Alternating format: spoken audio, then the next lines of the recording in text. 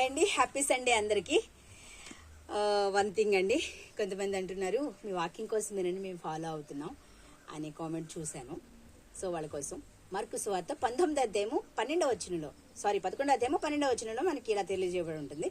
యేసుక్రీస్తు వారు బేతనియ నుంచి వెళ్తూ ఉన్నప్పుడు ఆకులు గల అంజూరపు చెట్టును చూశాడు. సో ఆయనకి ఆకలిగా ఉన్నాడని వ్రాయబడి ఉంటుంది. అది పండ్ల కాలము కాదు, అయినా కూడా పైకి చూశాడంట. చూస్తే పళ్ళు లేవు. సరే నీ పళ్ళు ఎప్పుడు ఎవరు తినుకుందరు కాకని చెప్పించేశాడు. ఆ నెక్స్ట్ డే వేర్లతో ఎండిపోయి కనిపిస్తూ ఉంటుంది. ఈ ఎక్స్పెరిమెంట్ ద్వారా యేసుక్రీస్తు ఆయన చక్కగా శిష్యులకి విశ్వాసాన్ని బోధిస్తూ ఉంటాడు. ఆయన మీద ఆధారపడండి అని బోధిస్తూ ఉంటాడు. అయితే క్రీస్తు వారికి చాలా రకరకాలుగా ఎక్స్ప్లెయిన్ చేస్తూ ఉంటారు పాస్టర్స్ ఈ విషయాన్ని. మరి అంటే సీజన్ కానీ సీజన్లో యేసుక్రీస్తు వారికి తెలీదా ఇది సీజన్ కాదని? కానీ ఆయనకు తెలుసు. కానీ కాలం కానీ కాలంలో కొన్ని పళ్ళు అకాలపు పళ్ళు, ఇప్పుడు మ్యాంగో ఉన్నాయి, మన సంవత్సరం అంతా కూడా తింటున్నారు, స్టోర్ చేసుకుని కాదు, మధ్యలో కూడా మళ్ళీ మనం పైరుకాయలు కాయడం మనం చూస్తూ ఉంటాం. కొన్ని పళ్ళకు ఉండవు. సో ఎందుకు చెప్తున్నానంటే సీజన్ కాకపోయినా ఎలా యేసుక్రీస్తు వారు కోరుకున్నాడో కష్ట సమయంలో కూడా, నిట్టూర్పు సమయాల్లో కూడా దేవుని కొరకు ఆయన ఆకలి తీర్చేవారిగా. ఆయన ఆకలి ఏంటి?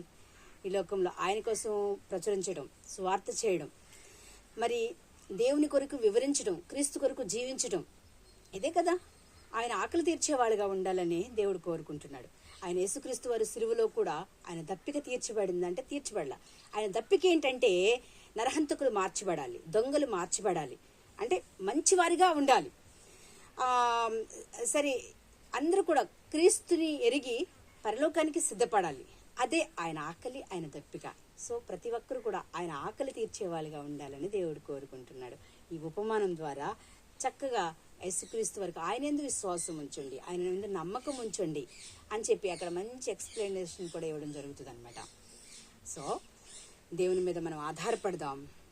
క్రీస్తు కొరకు కష్ట సమయంలో కూడా అసలు మనం ఇంపాసిబుల్ అనే పరిస్థితిలో కూడా ఇది పాసిబుల్ అన్నట్లుగా మనం ఫలించగలిగితే, అంటే ఫర్ ఎగ్జాంపుల్ మన కోపం వచ్చే సన్నివేశం, కానీ కోపం అనేది ఆత్మఫలము కాదు, దేవుని కొరకు శాంతంతోనే ఉండాలని దేవుడు కోరుకుంటున్నాడు. అదే అనమాట.